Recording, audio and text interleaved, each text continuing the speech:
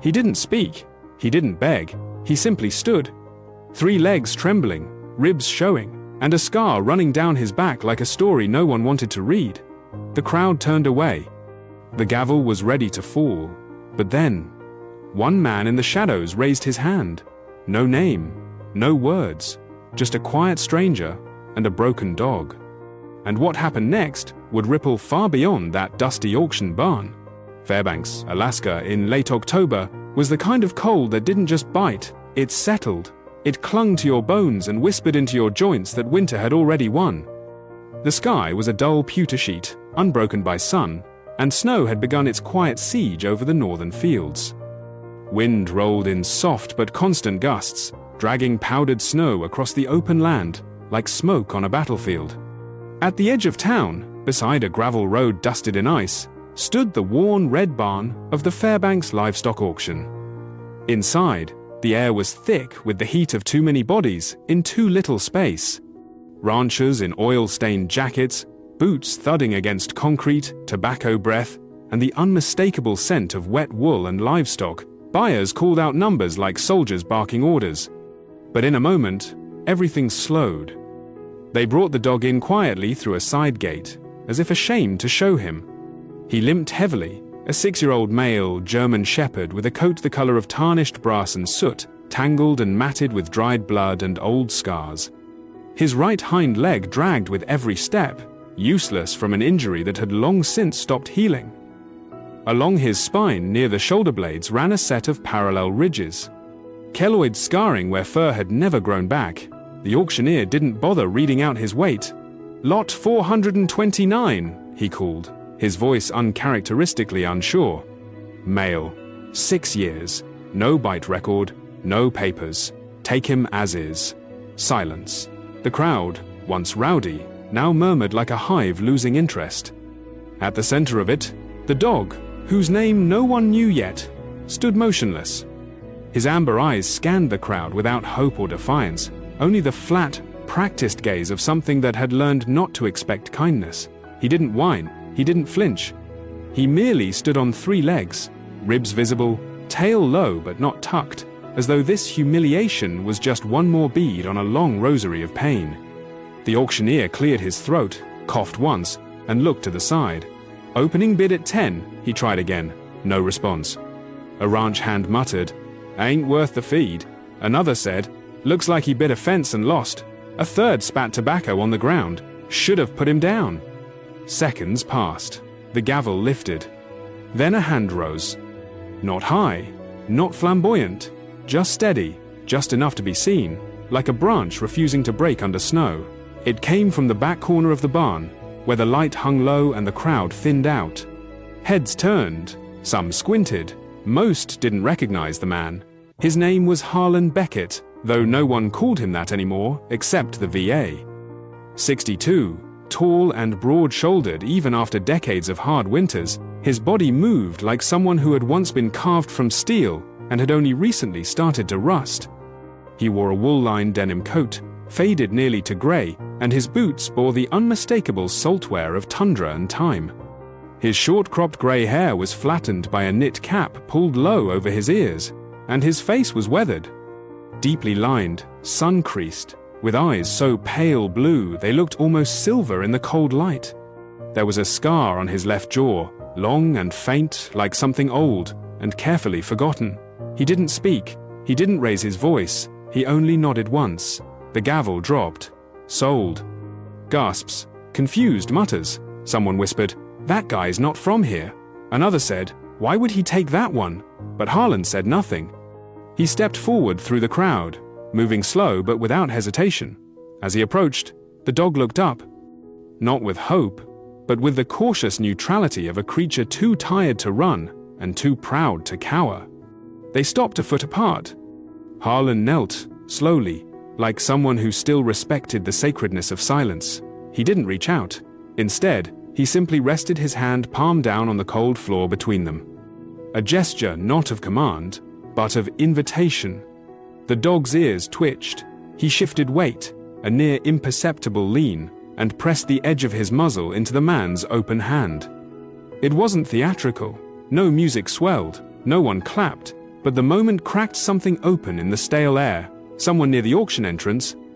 A woman named Bernice Holloway, 71, a retired librarian with snow-white hair always tied in a bun and a tendency to film interesting things with her ancient Samsung Galaxy, raised her phone. She recorded 10 seconds before her fingers got cold. Later that night, she would upload it to Facebook with the caption, "The Broken Dog and the Quiet Man." By morning, it had been shared over 3,000 times. But for now, it was just Harlan and the dog. An auction worker, a teenager named Cody with braces and a nervous gait, handed Harlan the old rope leash attached to the dog's frayed collar. "Sir, he's not great with." "I'll take it from here," Harlan said, not unkindly, but with the tone of a man who had already survived harder conversations.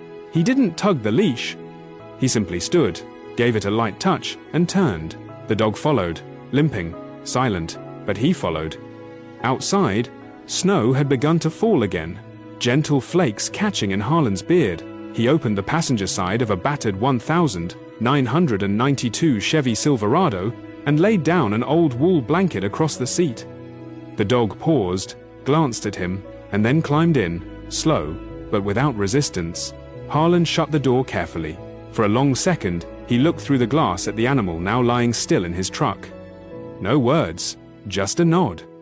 Then he turned the ignition, and the old engine groaned to life. Behind them, the barn lights flickered once in the wind. The road north from the Fairbanks livestock yard turned quickly from pavement to gravel, and then from gravel to hard-packed snow, dusted with early flurries like salt, scattered across a bone-white plate. The Silverado rattled and groaned, but Harlan Beckett kept one hand steady on the wheel, and the other resting lightly on the gearshift, his knuckles raw from the cold. The heater coughed and wheezed but never fully caught. Beside him, the dog lay curled on the blanket, legs tucked awkwardly beneath him to protect the wounded hind leg. His breathing was shallow and slow, ears twitching now and then at the whir of passing trees. Harlan glanced at him without turning his head fully. "We'll be there soon," he said softly, as if the words were more for the road than the animal. The cabin stood 30 miles outside the last paved road, nestled in a thicket of black spruce and birch. Built in 1986 by Harlan's own hands and restored more out of muscle memory than desire, it leaned slightly to the west, but the roof held and the stove still worked. Snow clung to the slanted tin awning above the porch, and icicles dangled like crooked teeth from the gutters. Inside, it smelled of cedar, smoke, and old canvas. Harlan parked, opened the door, and the crunch of boots on snow echoed across the trees. He didn't carry the dog. He just waited, door open, until the shepherd shifted, uncurled, and slowly made his way down. His steps were hesitant but unforced. Harlan stepped aside and let the dog cross the threshold first. The floor creaked as the dog entered. Harlan moved around him quietly, placing a steel water bowl near the hearth, then a soft wool blanket beside the fire already flickering to life. He set a saucepan on the stove, added chopped carrots and venison strips, and waited. The dog, Toby, he had decided, stood in the corner, his eyes tracing every movement. He didn't sit. He didn't lie down. He just watched, legs stiff, body braced for something he couldn't name. By the time Harlan set the food bowl down, the cabin had grown warm. The dog approached slowly, sniffed the broth, but didn't eat. Harlan didn't speak. He just nodded once and walked over to the rocking chair by the window, its cushions faded and frayed at the edges. He took off his coat, revealing a thick wool sweater, dark green, sleeves rolled up to the elbows. His forearms bore faint white scars like old pencil marks. As he sat, the wooden floor creaked again, and the dog flinched, retreating to the door, where he curled into himself near the threshold. Harlan exhaled slowly and said nothing more. That night, the snow thickened outside, blanketing the trees and cutting off the moonlight. The only sound came from the crackling wood and the occasional soft snort from Toby's sleeping breath. But Harlan didn't sleep. Instead, he reached under the floorboard beneath his chair and pulled out an old wooden box, worn at the corners, its brass hinges dulled with age. Inside were letters. Some folded, some never sent. Most were addressed to E.J. Beckett, Retry, his younger brother, who had served as a vet tech in Afghanistan, and died in 2003 of an aneurysm in his sleep. Harlan had written him weekly letters during his final deployment but never mailed them. They were apologies, ramblings, prayers in ink.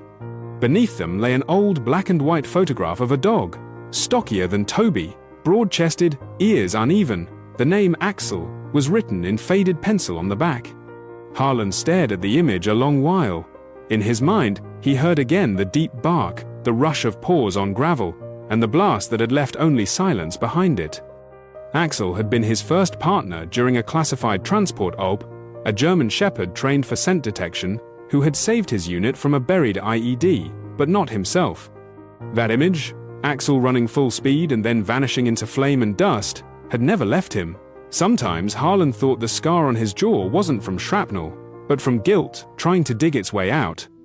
The wind howled against the cabin walls like voices in another language. In the darkness, Toby stirred, his paws twitching, ears folding back. A low whimper escaped his throat, but he didn't wake. Harlan got up slowly, walked over, and sat beside the dog, not touching him, only being near. The firelight danced over them both, two silhouettes outlined in amber. When dawn came, pale and cold, the cabin's windows were fogged from breath and heat. Harlan brewed coffee thick as mud and poured it into a chipped enamel mug. He set another bowl of fresh stew near the dog, then sat in the same chair. Toby sniffed the air, his body remained tense, but inch by inch he rose, crossed the floor, and finally, carefully laid down near the hearth, just within reach of the warmth. He didn't touch the food, but he stayed.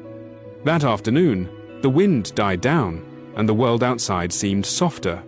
Harlan went to chop wood, the axe thudding into frozen rounds of pine stacked near the back wall. As he worked, a figure appeared beyond the trees, a woman in a heavy teal coat, with a thick knit scarf wrapped 3 times around her neck. She was mid-40s, tall and lean, her black hair streaked with silver and tied back in a low braid. Her name was Marla DeWitt, a park ranger who patrolled the northern forest once a week. Sharp-eyed, quiet-spoken, and known for walking silently through snow, she had a reputation for being both kind and private. Her younger brother had gone missing 2 winters ago in the same forest, and though they'd found his coat and gloves by the frozen lake, she never stopped looking. "Morning," she said, voice even. "Saw smoke. Wanted to check in." Harlan nodded, set the axe down. "Just settled in for the season." Her eyes flicked toward the cabin. "You alone?" He nodded again. Marla looked down. "Heard about the dog. Town's talking." "I figured," he said. "You always did have a thing for lost causes." Her voice wasn't unkind, just factual. Harlan didn't smile, but the edge of his mouth softened. "This one found me." She adjusted her scarf, glanced toward the cabin again. "If you need meds or vet contacts, I've got a list in the ranger outpost. Some dogs, they don't just heal with warmth." "I know," he said. She nodded once and turned to go. "Just keep the fire going." As she disappeared back into the trees, Harlan returned inside. Toby lay near the fire, his eyes half closed but alert. Harlan knelt, placed a small object, a chewed old tennis ball, near the dog's paws. Toby didn't move, but after a long minute, he nudged it with his nose. That night, for the first time, he ate. The third morning came cloaked in a deeper stillness than the ones before. The sun never fully rose in late October, only rolled behind the slate-grey clouds and lent the world a washed-out silver glow. Outside Harlan Beckett's cabin, snow had frozen into a crust overnight, making each step sound sharper beneath boots or paws. Harlan stood on the porch, sipping coffee, steam curling from his cup into the air like ghost breath. Beside him, Toby sat with his front legs braced and his head high, nostrils flaring. It was the first time he'd chosen to sit beside the man rather than behind him. They'd established something in the last 2 days. Not a routine, not yet, but the edges of one. Harlan didn't ask for affection, and Toby didn't offer it, but they existed in the same space now, tethered by a silence both of them understood. The wind shifted. Toby stiffened, ears rotating forward, eyes narrowing toward the tree line. Then, from somewhere in the distance, soft, irregular, metallic, came the sound of a bell. A small, high-pitched ting-ting followed by a muffled thump. Toby stood instantly, muscles tightening, hackles lifting along his spine. His front paw lifted like he was pointing, not in aggression but alert. Harlan set down his cup, his face calm but ready. "You know that sound?" he asked, not expecting an answer. Toby let out a short huff and began trotting, limping but fast, toward the trees. Harlan grabbed his coat from the porch nail and followed, boots crunching through layers of frost. They moved through the trees like shadows, Toby leading, nose low, ears sharp, Harlan behind him, eyes scanning. The bell rang again, clearer this time, followed by a noise too familiar to ignore, a cry, thin, human, strained. 10 minutes of uneven terrain led them to a clearing. There, in the shallow dip between two birches, lay a boy, curled tight against the snow, one leg twisted awkwardly beneath him. His coat was navy blue, too thin for the cold, and his hat had fallen off, revealing a mop of chestnut-brown curls. A small silver bell was tied to a leather cord around his neck, and it glinted against the frost like a signal flare. His face was pale, lips blue at the edges, and his teeth chattered uncontrollably. Harlan knelt beside him immediately. "Hey, kid," he said gently, "you're all right now?" The boy blinked up at him with wide grey eyes, full of pain and confusion. "My leg hurts," he whispered. "I can see that," Harlan said. He pulled off his gloves, tested the boy's ankle, swollen, not broken. "Can you tell me your name?" "Asher," the boy breathed. Toby stood beside them, tail low, body still. The boy's eyes shifted to the dog. For a long moment, no one spoke. "That your dog?" Asher asked. "No," Harlan said. "I think maybe I'm his." Asher gave a small, wheezing laugh. Harlan lifted him gently, cradling the boy against his chest. He wasn't heavy, thin for his age, probably no more than 10. His arms clung to Harlan's coat, and his head fell against the man's shoulder. Toby walked beside them all the way back, keeping pace, ears alert, every few seconds glancing back to check. Inside the cabin, Harlan laid Asher on the couch, wrapped him in 2 blankets, and set water to boil. Toby lay at the foot of the couch, never taking his eyes off the boy. Harlan stirred powdered cocoa into a mug and handed it over. "Drink slow." Asher obeyed without question. He held the mug with both hands, letting the warmth seep into his fingers. "I wasn't trying to go far," he said. "I was just thinking." "Thinking where?" Harlan asked. "I live down the hill," the boy said. "With my grandma. She's blind. I always wear the bell when I go outside." "That how she finds you?" "No," Asher said, smiling faintly. "That's how I remind her I'm okay." Harlan leaned back in his chair. "You said your name is Asher?" "Yeah." "Last name?" "Quinn." The name stirred something in Harlan's memory. He remembered seeing it etched into the old mailbox near the footbridge crossing the frozen creek. The one surrounded by overgrown brush and wind chimes made of spoons. "Your grandma? Edna?" Asher nodded. "She used to be a piano teacher, until her eyes got worse." Toby let out a small huff, as if responding. "She's going to be worried," Asher added. "I'll get you home," Harlan said, "when the storm passes." A knock came on the door an hour later. 3 slow taps muffled by snow. Harlan opened it to find an elderly woman wrapped in a thick knitted shawl the color of moss. Her silver hair was pulled into a long braid down her back, and she held a cane in one hand. Her face was angular, her cheekbones high, and though her eyes were clouded with cataracts, her posture held the quiet authority of someone who had once commanded classrooms and orchestras alike. "I believe you have my grandson," she said evenly. "Mrs. Quinn," Harlan nodded. "Come in, he's all right." She stepped in without hesitation, guided more by memory than sight. "He wears the bell so I don't panic, but he wasn't back by noon. I followed his trail as far as I could." Asher sat up. "I'm sorry, Grandma." She found her way to him, her fingers landing on his forehead with practiced grace. "Next time, wait out the storm. Music doesn't happen when you freeze." He grinned. "Okay." She turned toward Harlan. "Thank you. Not many would chase a bell into the woods." He shrugged. The dog heard it. She tilted her head. "That's a good dog." "Still deciding," Harlan said. She smiled. "They always are." After she left with Asher, bundled in one of Harlan's old coats, promising to return it. Toby returned to the hearth and lay down, not at the door this time, but closer to the center of the room. As Harlan sat back down in his chair, he looked at the dog and murmured, "You didn't hesitate today." Toby didn't move, but his tail, just once, thumped the wooden floor. The cold deepened. By late October, even the birds had gone silent, and the frost on Harlan's windows etched intricate patterns like maps to places no one dared follow. Inside the cabin, the air remained warm, the fire steady. Harlan moved slower these days, not from age, but from weight, the kind that settled in your bones when the past began to stir. Toby's recovery had progressed in increments too small to measure unless you were looking for them.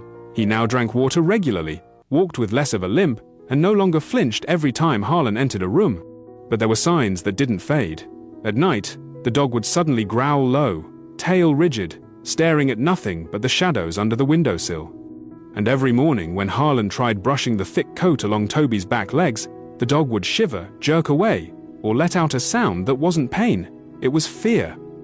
That morning, the cabin smelled of coffee and wet pine. Harlan sat cross-legged on the wooden floor, Toby sprawled in front of him. The fire cast a lazy orange glow across the dog's coat. He ran his hand gently along the shepherd's spine, speaking low, more breath than words. "Let's see what's been done to you." Toby didn't resist, but his eyes stayed wide open, body still. As Harlan brushed along his left flank, he felt it again. Not a mat of fur, but something harder beneath. He parted the coat, a smooth circle, discolored and hairless, then another, and a third. Harlan paused. They were too even, too round, too deliberate to be injury by accident. He'd seen those before, on military working dogs subjected to stress compliance, electric prods, shock training. Places the dog couldn't reach to bite or scratch. His throat tightened. "Who the hell did this to you?" he whispered. He reached for the small digital chip scanner he kept in the back of the drawer, a relic from a time when he helped local rescues ID strays. The device beat to life. He passed it over Toby's neck. A single blink. A number. Bingo. He plugged the code into the old laptop he barely used, connected to the spotty satellite internet, and waited. A registry pulled up, K9 1479, B, male German Shepherd, 6 years, unclaimed, previously owned by a K9 Special Preparedness Facility in Juneau. Closed by state order 4 years prior due to multiple violations. The name on the facility, Grendel Systems Training Yard. Harlan's blood ran cold. He recognized the name. He had transported lumber, insulation, and fencing out that way back in '96. Back when they told him it was for search and rescue training development. He didn't ask questions. He needed the paycheck, and the supply list seemed legitimate. But he remembered the guards, the way they looked at the dogs, not like partners but like weapons. One night, he'd heard something that still haunted the spaces between sleep and waking, a dog screaming, not barking, screaming. Harlan closed the laptop slowly, his fingers curling against the table edge. Later that afternoon, snow began to fall again, soft and patient. Harlan sat at the kitchen table with a legal pad, writing in long, heavy strokes. At the top, he wrote, "To me, spring of '95.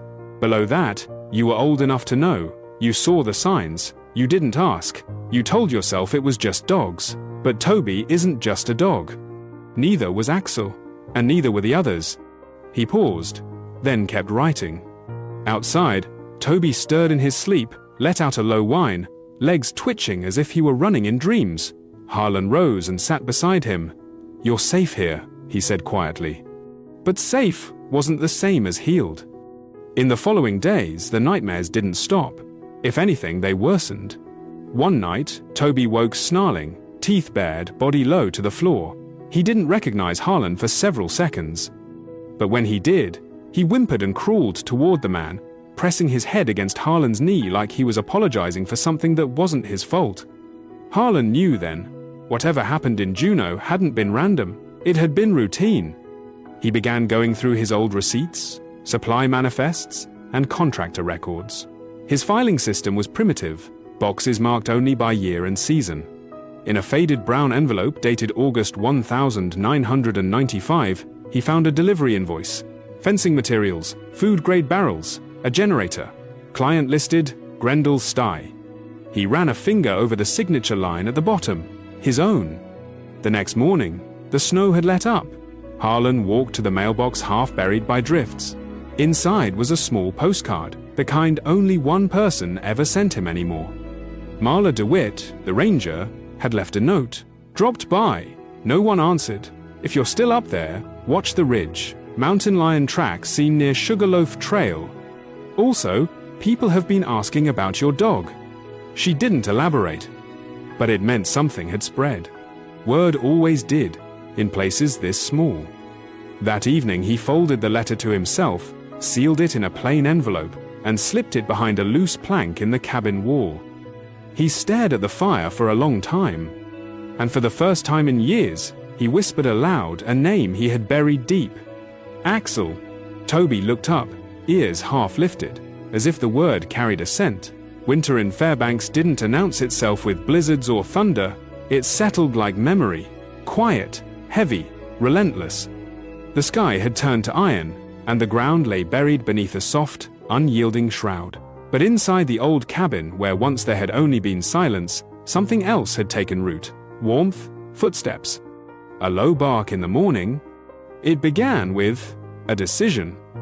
The kind Harlan Beckett never made lightly. 3 days after tracing the chip in Toby's neck, he drove into town and parked outside the Fairbanks Sheriff's Station.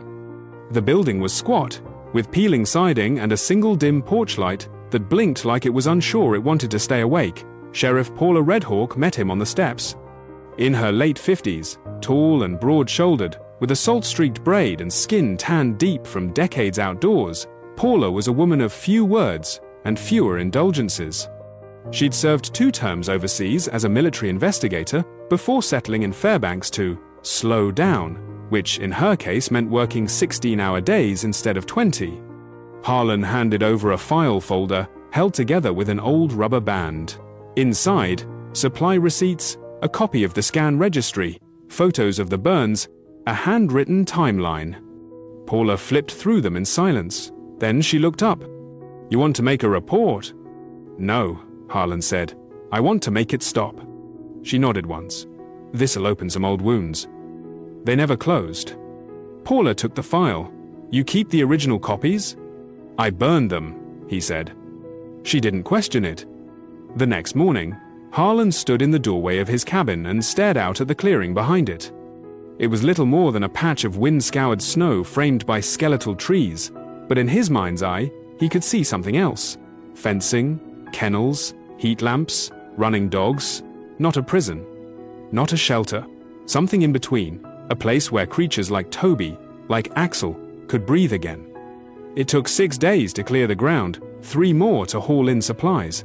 He didn't post signs or make announcements, but people found out. Asher Quinn was the first. The boy had been returning every weekend since his rescue, usually with a thermos of hot cider and his grandmother's knitted mittens. On the 7th visit, he sat on the porch steps, swinging his legs, and asked, "Can I have my birthday here?" Harlan raised an eyebrow. "At the cabin?"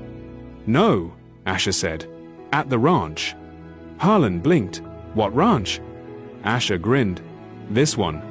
And just like that, it had a name. Second Paws Ranch. The name stuck, partially because Asher carved it into a scrap of wood and nailed it to a post by the front path, partially because no one thought to change it. Even Toby seemed to approve. The dog had begun sleeping beside the wood stove, belly exposed, no longer startled by sudden movement or raised voices. He followed Harlan now, not just through the house, but into the workshop, out to the clearing, down the hill to the stream. Wherever Harlan went, Toby was no more than 3 paces behind. He ran too, not far and not fast, but he ran. The first time it happened, Harlan had been chopping firewood. A gust of wind caught a pile of papers, and one fluttered across the yard. Toby, startled, bolted after it. At first, Harlan panicked, but then he saw it, the shepherd bounding through snow, ears back, tail high, legs moving uneven but free. And when he returned, paper between his teeth, he dropped it at Harlan's feet and waited. "You fetching now?" Harlan asked. Toby just wagged his tail once. On the morning of Asher's 11th birthday, The sky cracked open with soft sun, the kind that only lasted a few hours in winter but warmed everything it touched. The cabin filled with voices. The first time it had known more than 2 souls at once in over a decade. Kids came from town bundled in jackets, noses red, cheeks glowing. They brought with them laughter, paper cups of cocoa, and an avalanche of curiosity. Toby, wearing a new bandana that said, "Rescue Number 1, stood guard by the porch with surprising patience. Among the children was a girl with straight blonde hair and a red puffball hat. She introduced herself as Ellie Martin, 10 years old, daughter of Mayor Linda Martin, who had driven them up the trail in a green Subaru with chains on the tires. Ellie was tall for her age, quiet but observant, the kind of child who said very little but noticed everything. She didn't ask to pet Toby, she just sat beside him and waited. Eventually, Toby leaned against her. Her mother noticed. Mayor Linda Martin, a woman in her late 40s with wide-set eyes and a voice like good brass, stepped up to Harlan as the sun dipped lower. She had the look of someone used to calculating votes and budgets, but also someone who knew sincerity when she saw it. "This your place?" she asked. "It is now," Harlan said. She nodded. "My daughter hasn't touched a dog since the shelter closed last year. Yours made her smile. That's rare." Harlan didn't answer. He didn't have to. Linda extended her hand. "If you're interested in expanding this, whatever it is, the city's looking to support more therapeutic rescue work. We've got grants, infrastructure funds, property tax breaks." "I don't want to turn it into a circus," Harlan said. "Then don't," she replied. "But don't let it stay invisible either." That night, after everyone had gone, the cabin was filled with the smell of cinnamon cake, melted wax, and pine smoke. Edna Quinn sat in Harlan's rocking chair, hands wrapped around a mug of black tea, eyes turned toward the crackling fire. Her cane leaned against the stove. Her white braid hung over her shoulder like a line of memory braided into time. "He saved Asher," she said suddenly. "I know it wasn't just you." Harlan looked down at Toby. The dog lay beside the hearth, belly up, snoring softly. "He saved me too," Harlan said. She smiled. "You needed saving?" "Don't we all?" She didn't reply, but when she rose to leave, she touched Harlan's shoulder lightly, not as thanks, but as understanding. Before bed, Harlan walked out to the porch. Snowflakes fell like breath from the stars. Toby followed, stretching, then trotted ahead into the open clearing behind the house. He turned once, looked back, then ran full out, across the field, leaving a perfect trail of paw prints in untouched snow. And for the first time since the day he'd first seen him, Harlan saw something in Toby's eyes that hadn't been there before. Joy. Life has a way of bringing together the ones who need healing with the ones who know how to wait. Sometimes, what saves us is not a miracle, but a quiet moment, a gentle hand, or a dog that reminds us how to trust again. If this story touched your heart, take a moment to share it with someone who needs a little hope today. Leave a comment below.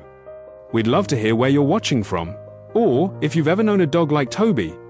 And if you believe in second chances, loyalty, and quiet redemption, don't forget to subscribe for more stories just like this. Thank you for spending this time with us. Your presence here matters more than you know. They were left to die in the freezing woods, 6 broken dogs, discarded like trash with no names, no collars, and no chance. But then Caleb Monroe, a reclusive war veteran who hadn't spoken to a neighbor in years, heard a sound in the snow, a single whimper, and what happened next would spark a movement no one saw coming. Because when he looked into the eyes of a one-eyed shepherd, something inside him cracked open. This wasn't just a rescue, it was a promise, and it would change everything. Fairbanks, Alaska, was the kind of cold that gnawed through boots, bones, and memories alike. That January morning, the temperature had sunk to -35°C, and even the conifers looked weary, their branches heavy with snow, as if bowing under winter's long silence. The sky was the color of old steel, blank and soundless, and the wind moved in slow, measured breaths, brushing across the pine-laced hills like a ghost with no name. Caleb Monroe moved through the snow like he belonged to it. At 51, he had the posture of someone who'd once stood perfectly straight for decades, but now allowed the slightest slouch in his shoulders. Tall, with a lean but weather-worn build, he wore a padded olive coat stitched at the elbows, thick snow trousers, and boots that had seen more wars than peace. His dark brown hair had faded to a salt and pepper hue, closely cropped under his fur-lined cap. His eyes, grey and guarded, rarely betrayed what he felt. People in town didn't know much about him, and he preferred it that way. He lived in a cabin just beyond the Birch Creek Trail, alone except for Shadow. Shadow was a 6-year-old German shepherd, bred and trained for war, with a black saddle coat and deep amber eyes that seemed to see more than most humans.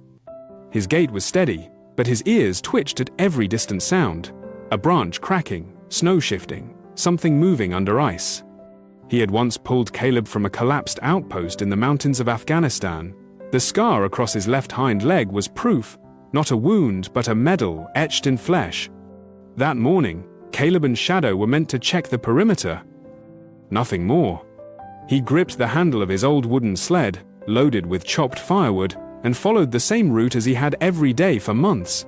But 3 miles in, just before the old creek curve, Shadow stopped. No bark, just a stiffening of his posture. His breath plumed in the air. Caleb's grip tightened. He trusted Shadow's instincts more than his own. "What is it, boy?" he murmured, lowering his voice like he was still in uniform. Shadow didn't move. He sniffed once, then bolted toward the thicket beside the trail. Caleb followed, the snow swallowing his boots in each step. The trees grew dense here, branches bare and brittle like bones reaching from the earth. The wind shifted again, and with it came the smell. Rot, urine, fear. Caleb's stomach twisted. He pushed past a bent willow and saw it, an old wooden pen, half collapsed under the snow. The slats were nailed with rusted wire, and its gate hung open by one hinge. Inside were shapes, still, unmoving, some partially buried in snow. Then one of them moved, a head lifted. A whimper, Shadow whined in reply. Caleb rushed forward, heart pounding now. The shape was a dog, a German shepherd, thin as wire, its fur matted with ice and blood. Another lifted its paw, barely. A third tried to crawl forward and collapsed. There were 6 in total, all German shepherds, all in varying stages of starvation, injury, and despair. Caleb dropped to his knees, his breath fogged around him like steam. "Who did this to you?" he whispered, though he knew the answer didn't matter. What mattered now was not leaving them. Not here, not like this. The sled wasn't built for cargo like this, but he made it work. He laid down firewood as a base, layered every blanket he carried, and one by one, lifted the dogs into it. Some resisted weakly. Some didn't move at all. Their eyes followed him. Shadow stood nearby, tail stiff, posture alert, as if guarding them already. By the time the 6th dog was placed in the sled, the sky had begun to grey even more. The storm was coming. He didn't need the weather report to know it. He tightened the straps and looked toward home. It was going to be a hard ride. Meanwhile, several miles away on the other side of town, Nora Whitman stood in her kitchen, holding a mug of coffee she hadn't drunk. 38 years old, Nora had the kind of beauty people didn't compliment openly. Tall, quietly graceful, with shoulder-length black hair usually tied in a low knot, and soft blue eyes that carried a constant undercurrent of worry. She had moved to Fairbanks just 2 months ago, fleeing not just the city, but the echoes of a marriage that had burned down slowly over years. Her ex-husband had called her too serious, too absorbed in animals, not maternal enough, so she proved him wrong by adopting 2. Mason and Ellie, 9-year-old twins from a foster home near Anchorage, had been orphaned after a car accident took their parents the previous spring. Mason was talkative, thoughtful, prone to night terrors and long silences in the afternoons. Ellie hadn't spoken a word since she arrived. Nora didn't know why. She didn't ask. She just waited. Their new house, a modest 2-bedroom cabin near the riverbank, was quiet this morning. Too quiet. Mason sat on the window bench, legs tucked under, staring at the frost-laced trees outside. Ellie was curled up in the reading nook, arms wrapped around her knees, staring down at the floor. Nora had tried everything. Storybooks, puzzles, baking, therapy dogs, but nothing seemed to reach Ellie. Mason spoke enough for both of them, but today, even he was silent. Nora rubbed her eyes and forced herself to sip the cold coffee. Maybe it was just the season. Maybe grief had its own calendar. Then the phone rang. She answered on the second ring. "Dr. Whitman?" It was the sheriff's office. "We've had a call-in. Someone found a group of abandoned dogs out past Birch Creek, injured, alive, possibly poisoned. You're the closest vet on file." Nora didn't hesitate. "I'll be ready in 10. As she pulled on her snow gear, she glanced at the children. "Stay inside. I'll be back soon. Lock the door. Mason, you're in charge." He nodded. Ellie didn't move. Outside, the wind had picked up. Trees groaned under snow. Somewhere in the woods, a sled creaked as Caleb pressed on, one hand on Shadow, the other shielding the dogs from the worst of the storm. And inside a quiet house, 2 children waited, as one woman drove into a blizzard she didn't yet know would change all their lives. The storm had not passed so much as it had paused, draping Fairbanks in an eerie stillness by mid-morning. The snow had ceased falling, but wind whispered through the trees like a breath held too long. Nora Whitman's truck crunched over the ice-rutted road leading to Birch Creek. Her wipers scraped against the windshield in slow intervals, revealing an expanse of white that stretched endlessly into the woods. Her hands were tight on the wheel. She wasn't sure what she would find. The sheriff hadn't provided much. Just multiple dogs, injured, likely abandoned. She had a trauma kit in the back seat and 3 thick wool blankets. It wasn't enough, but it would have to do. When she saw the sled in the distance, half buried in drifts, tied behind a stooped figure, her pulse kicked. Caleb Monroe stood at the edge of the trail, one arm resting on the sled's frame, his German shepherd seated at his side, ever alert. Caleb didn't wave, he simply nodded once. That alone told Nora how serious it was. She parked beside a fallen pine limb, stepped out into the brittle air, and approached him. "Dr. Whitman," he said, his voice low but steady. She took one look at the 6 dogs, ragged, shaking, pressed together for warmth beneath threadbare blankets, and dropped to her knees beside the sled. "God," she whispered. "How long were they out here?" "Long enough," Caleb said. His face was unreadable, but his hands, gloveless, red from frost, betrayed his urgency. She reached for her stethoscope, slipping it under the chest of the first dog. Male, probably 4 years old, underweight by at least 20 pounds, cuts on his flanks. "This one's stable," she murmured, barely. She moved to the next, then the next, working in silence, occasionally issuing quiet instructions. Caleb followed them to the letter. The 5th dog, a female with a scar down her haunch, began to seize just as Nora reached her. Her limbs trembled uncontrollably, saliva thick at her mouth. "Seizure!" Nora called out. "Hold her gently, head to the side." Caleb was already moving. Nora administered a quick intramuscular injection of diazepam, then gently cradled the dog's head. "That's poison," she muttered. "Or trauma, or both." Her blue eyes flicked up. "You didn't find anything with them? Food? Containers? Needles?" "Just a pen, broken, no collars, no tags, like they never existed." She didn't respond. There was nothing to say. They worked together for the next 2 hours, wrapping, injecting, monitoring. Shadow, ever present, lay close to the sled, but kept his gaze fixed on the tree line. When Nora paused to warm her fingers, she finally glanced at Caleb. "You live nearby?" "Cabin's about a mile east," he said. "They'll freeze out here." "I agree," she said. "I'll follow you." Back at the cabin, the air inside was thick with heat and pine smoke. Caleb had stoked the fire high. The room smelled of birch, old wool, and something sharp beneath it. Antiseptic, perhaps, or the lingering metallic scent of blood. The 6 dogs lay on layered towels across the floor. Nora worked methodically, placing IV lines into small veins, checking pupils, measuring heart rates. "I'm going to have to run tests," she said eventually. "Blood work, but I can already tell you, this isn't neglect. This is targeted abuse. Surgical scars, chemical traces, behavioral suppression markers." Caleb crouched beside a dog missing part of his right ear.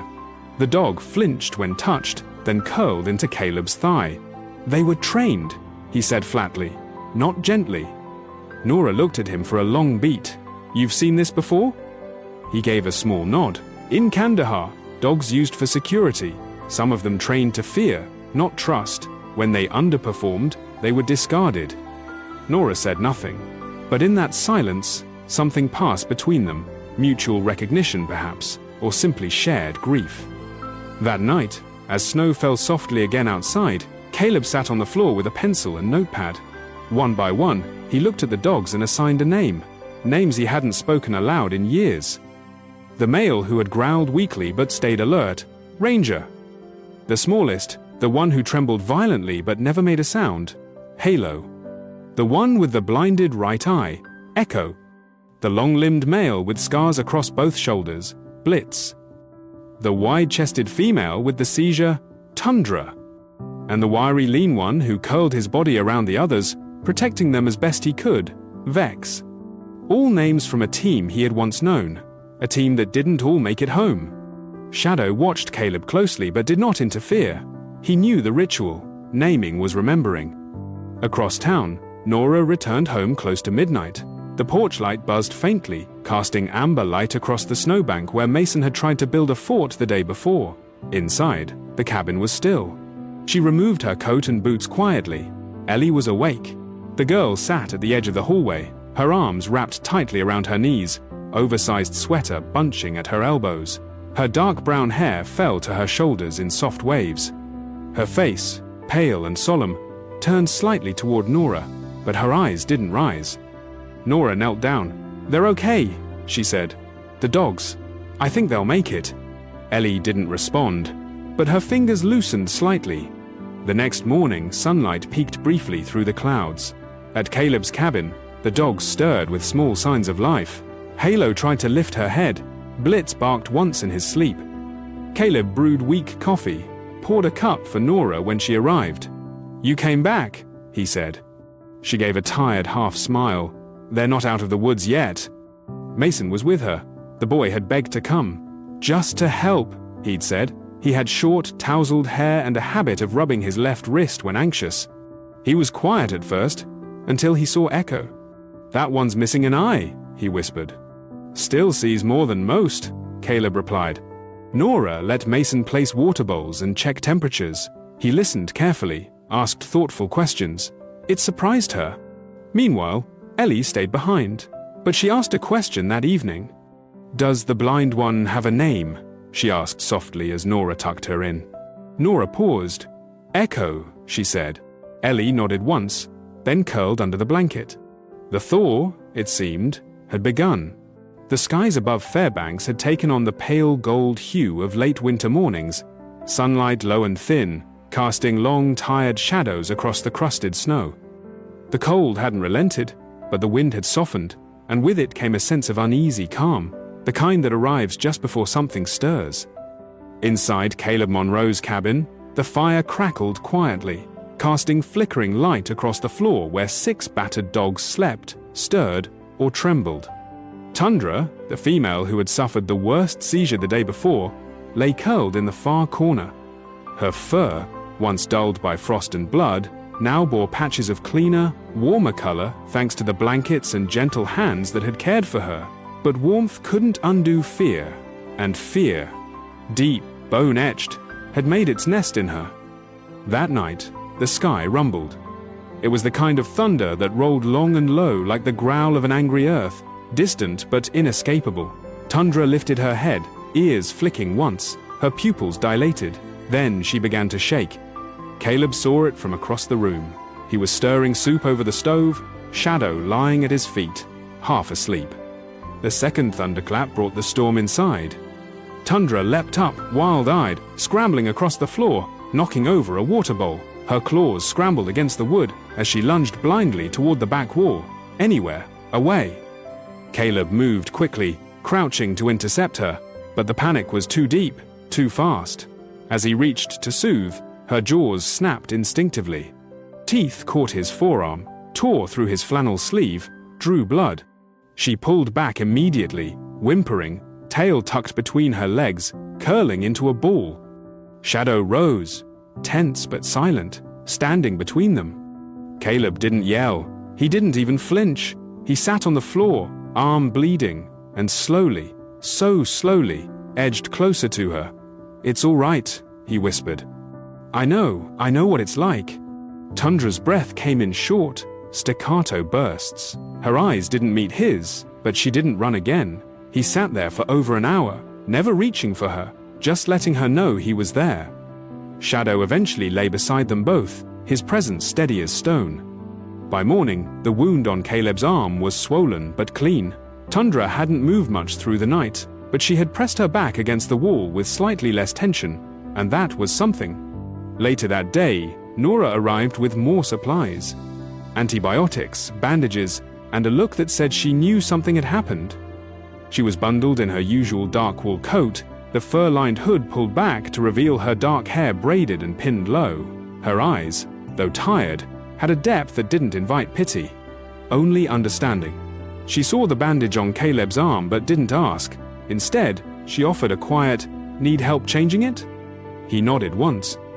They sat by the fire as she cleaned the bite in silence, her movements practiced. "You're good at this," he said. She glanced up. "I've been doing it since I was 17. Started volunteering at shelters, worked in a free clinic in Seattle. That's where I met Ryan, my husband." Her hands paused. "He was a paramedic. We both thought we could fix everything if we just tried hard enough." Caleb waited. She hadn't spoken of him before. "We were married for 11 years, she continued.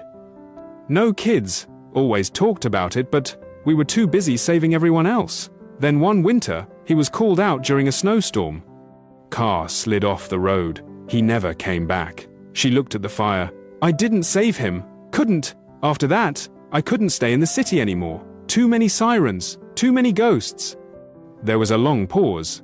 Then Caleb spoke, voice quiet. "I didn't save all my team either." Nora met his gaze. In that silence, between broken sentences and stories too heavy to hold, something settled between them, something neither of them needed to explain.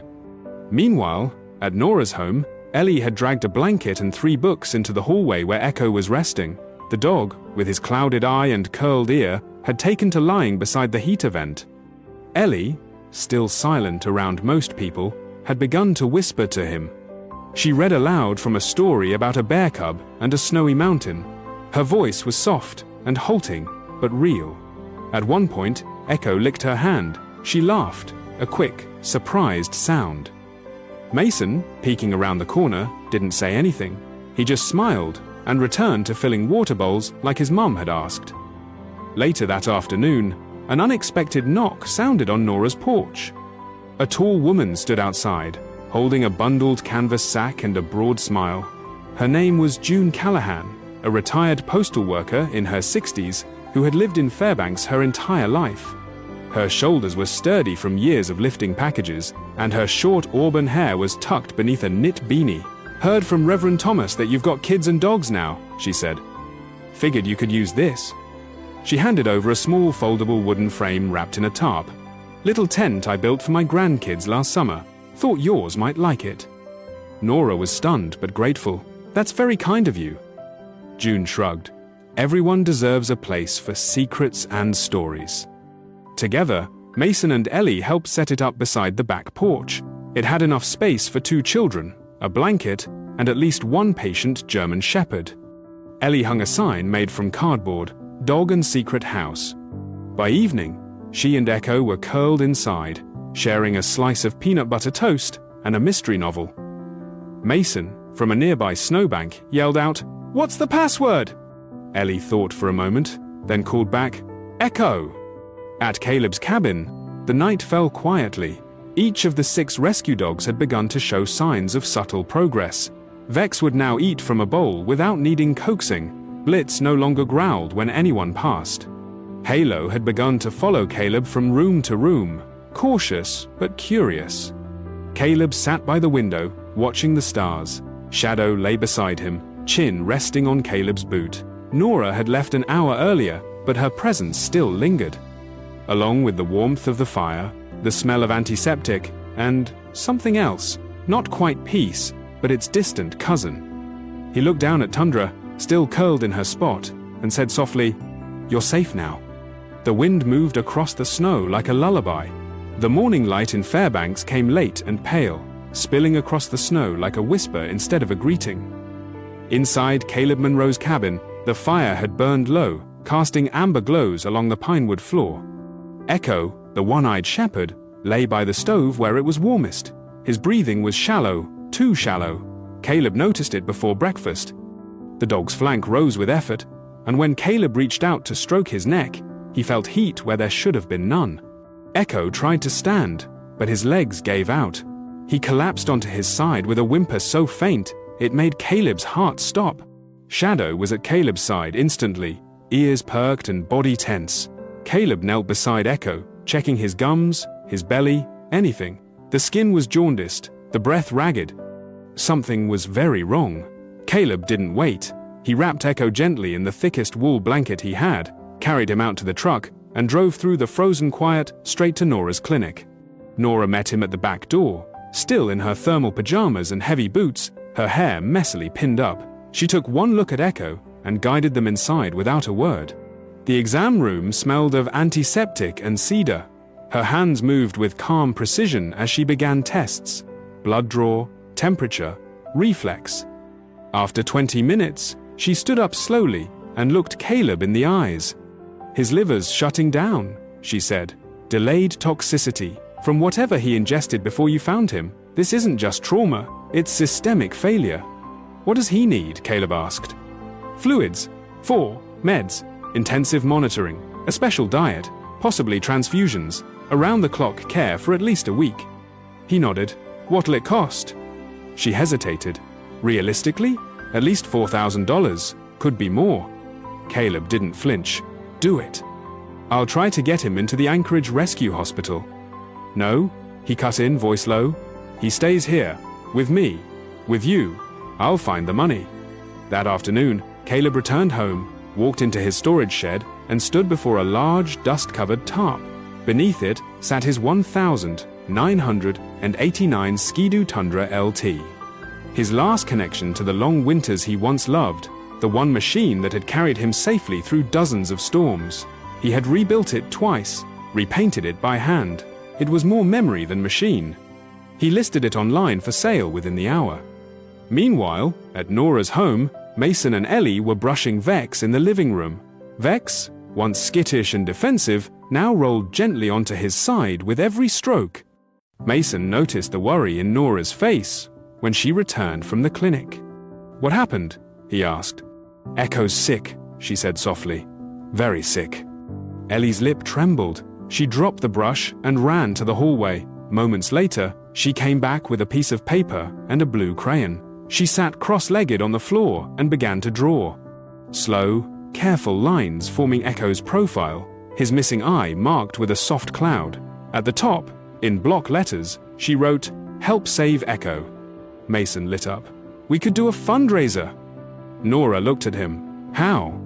"Art show," he said. "We'll draw each dog, hang the pictures at school, ask people to donate. Ellie and I can do it. Right, Ellie?" Ellie didn't answer, but she nodded, and that was enough. That evening they worked together at the kitchen table, Ellie drawing Echo, Mason sketching Blitz with exaggerated muscles and a goofy tongue. They created small bios for each dog, writing stories on the back of each drawing. Ellie's note on Echo read, "He only has one eye, but he sees everything." The next morning, Nora took the drawings to school and asked the principal, Mr. Larson, for permission to hang them. Mr. Larson was a gentleman in his early 60s, balding, with silver-rimmed glasses, and the softest voice anyone had ever heard. He had once taught music but moved into administration after losing most of his hearing in his left ear during a hunting accident. He nodded solemnly after reading Ellie's note and said, "We'll put them up in the main hall." By noon, the pictures were pinned across the hallway, beside a box labeled "Donations for the Rescue Dogs." Ellie added a tiny paw print stamp to every envelope. The local paper's junior reporter, a sharp-eyed woman in her 20s named Casey Ryan, happened to be visiting the school that day. She wore a red scarf, a notepad always half sticking out of her jacket pocket, and had a habit of scribbling even when no one was talking. She snapped a few pictures of the artwork and asked the children a few questions. That night, the story went live on the paper's Facebook page. It was titled, 2 kids and a one-eyed dog. The rescue that's rescuing a town. By morning, the donation box at the school was full. Messages flooded in from nearby towns. Offers of help, blankets, food, even money. One woman from Juneau pledged $100 and simply wrote, "For Echo, who reminds me of my own fight." Another left a note, "If a little girl can care this much, so can we." Back at the clinic, Echo's condition remained critical. Caleb slept in a chair beside his kennel, his coat wrapped around him, head tipped against the cold metal bars. Nora checked vitals every 2 hours. One night, as she adjusted Echo's 4, she glanced down and saw Caleb watching her. "Why him?" she asked quietly. "You seem closest to Shadow." Caleb's voice was raspy. "Shadow saved me. Echo reminds me who I was before I needed saving." She didn't say anything. She just reached out and touched his hand. The following afternoon, the sheriff's deputy, a wiry man in his 40s named Leo Dunn, who always wore a too-large jacket and a face carved from windburn and squint lines, showed up at Nora's clinic. "Got something you'll want to hear," he said to Caleb. Couple of hikers found what looks like a training pen in the woods, about 20 miles out. Empty cages, burned documents, but there's blood, and fresh boot prints. Caleb's eyes narrowed. Was it legal? "Not even close," Leo said. "We're investigating, but someone ran that place and ran fast. And judging by what we saw, it's where those dogs came from." Caleb's jaw tightened. His gaze drifted to Echo's motionless form. "Then we need to find out who." The sun dipped below the trees, casting long shadows across the parking lot. Caleb didn't move. "He didn't give up," he said softly. "So I won't either." Inside, Echo exhaled. Slow and shallow, but alive.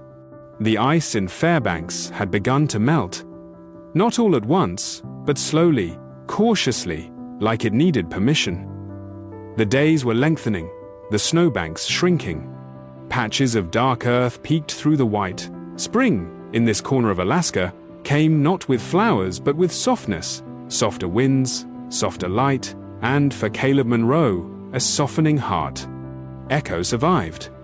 The news came on the 5th day after the fundraiser, just before sunrise. Nora stood in the doorway of the recovery room, her navy fleece unzipped, her hair damp from a rushed shower. "He's stable," she said simply. Caleb, who hadn't left the clinic since bringing Echo in, let out a breath he hadn't realized he'd been holding. Echo lifted his head slightly at the sound, one eye blinking, the other still clouded but alert. Caleb knelt beside him, pressing his forehead gently to Echo's. "You stubborn, beautiful mutt," he whispered. "You came back." Word spread quickly. The children at school cheered. Mason ran straight to Nora's arms that afternoon, while Ellie, still quiet, simply smiled wide and held Echo's drawing to her chest. The principal, Mr. Larson, framed Ellie's picture and hung it beside the school's front office. It read, "One eye, one heart, one hero." But the fight wasn't over. 2 weeks later, Caleb stood in court. His plaid shirt was ironed, his boots polished. Nora sat behind him in the gallery, Mason and Ellie beside her. Officer Leo Dunn had briefed him beforehand. "Keep it clear. Stick to what he saw." The courtroom was small, the wood panel walls worn by decades of stories and sorrows. At the defense table sat 2 men, middle-aged, both in faded baseball caps and flannel, neither making eye contact with anyone. They were the operators of the illegal training pen found 20 miles into the woods. When the judge, a woman named Margaret Holbrook, asked for testimony, Caleb rose. Judge Holbrook was in her late 50s, tall and composed, with cropped grey hair and piercing green eyes. She had a reputation for listening more than speaking, and for being intolerant of cruelty, especially against the voiceless. Caleb recounted what he found that morning in the snow, the broken pens, the missing tags, the fear in the dog's eyes. "They were trained to serve," Caleb said, his voice steady, "then discarded when they failed to fear enough or fight enough. I know what it's like to be trained to survive, but not be seen." When he finished, Judge Holbrook asked quietly, "You named one of the dogs Echo." Caleb nodded. "Yes, ma'am, because he reminds me that even silence carries truth." The courtroom fell still. The judge ruled to shut down the operation permanently. The two men were sentenced to 5 years in federal custody and ordered to pay restitution that would help fund future rescue efforts. That night, a representative from the local council visited Caleb's cabin. His name was David Kim, a compact, sharply dressed man in his early 40s, with tidy black hair and a handshake that meant business. "We've followed the story," he said, "and the court's decision inspired the city council. We'd like to offer you something, to land. About 5 acres north of town, if you're interested in turning your efforts into something permanent." Caleb blinked. "Like a shelter?" "Like a sanctuary," David clarified. "Not just for dogs, for people too, especially veterans. You won't be alone in this." Caleb stood in the doorway long after David drove away. Shadow came to his side, head resting just above Caleb's knee. "What do you think?" he asked. Shadow didn't answer, but his tail thumped once. Caleb took that as a yes. Construction began in late March. Volunteers came from all over. Neighbors, students, retired mechanics, a few vets who had read about Caleb's story in the Anchorage Herald. They built kennels with heated flooring, a therapy room, and a common area with couches and low lights for trauma support. One young carpenter named Ana Morales, a 26-year-old with curly black hair and a sleeve of tattoos, painted a mural of the 6 original rescue dogs along one wall, each one posed like a saint beneath the northern lights. Ana had lost her brother in Iraq and never adopted a dog because the grief felt too big. But she said working on the sanctuary made her feel like she was building something her brother would have loved. They named the place Northern Light Sanctuary. Caleb spoke at the opening ceremony, standing beside Nora, the kids, and all 6 dogs. The crowd had grown larger than expected. Locals, reporters, even veterans who'd driven from hundreds of miles away. He didn't use a microphone. He didn't need one. "No one gets left behind," he said. "Not the broken, not the scared, not the ones who howl into silence. Not anymore." In the weeks that followed, the dogs took on roles of their own. Blitz, once standoffish, became the go-to for new dogs entering the sanctuary. He greeted them with a careful nudge and stayed nearby until they settled. Vex bonded with children who were too nervous to speak. Ranger had a natural sense for those who needed company in the quiet hours. Shadow, of course, never left Caleb's side. And Echo? Echo became Ellie's shadow. The girl brought him to school for her presentation titled, "My Four-Legged Best Friend." She stood in front of her class, her voice small but steady. Echo was left behind, but now he's found, and he helps me be brave. Mason painted a portrait of Shadow, bold and fierce, then added wings behind him. "Not because he's dead," Mason explained, "but because he's the reason we all found each other." Nora began organizing reading hours at the sanctuary. Kids came on Saturday mornings with books and nervous hands. They sat on beanbags and read to Halo or Tundra or Vex. Some stuttered, some whispered. All were heard. One cloudy evening, after a light snowfall, Caleb stood alone at the edge of the sanctuary's clearing. The dogs were bounding through the melting drifts, their barks echoing like laughter. Nora stepped up beside him, a thermos in her hands. She handed it over. "Hot cider." He sipped. "It's not quiet anymore." "No," she said, "and that's a good thing." He looked up. The sky had cleared just enough to reveal the first flickers of the aurora, soft greens and pinks shimmering across the heavens, like silk set on fire. The dogs stopped and looked up too, as if even they knew this light was meant for more than just the sky. "They saved me," Caleb whispered, "from silence." The northern lights danced on.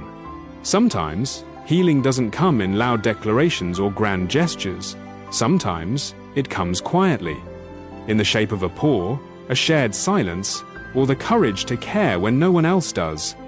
Caleb, Echo, and the children of Fairbanks remind us that second chances aren't just for dogs or veterans, they're for all of us. So if this story touched your heart, leave a comment below. Share it with someone who might need a reminder that hope is never truly lost. And if you believe in building a world where no one gets left behind, tap the subscribe button and join us for more stories that matter. Thank you for watching and for being part of our journey. We'll see you in the next story.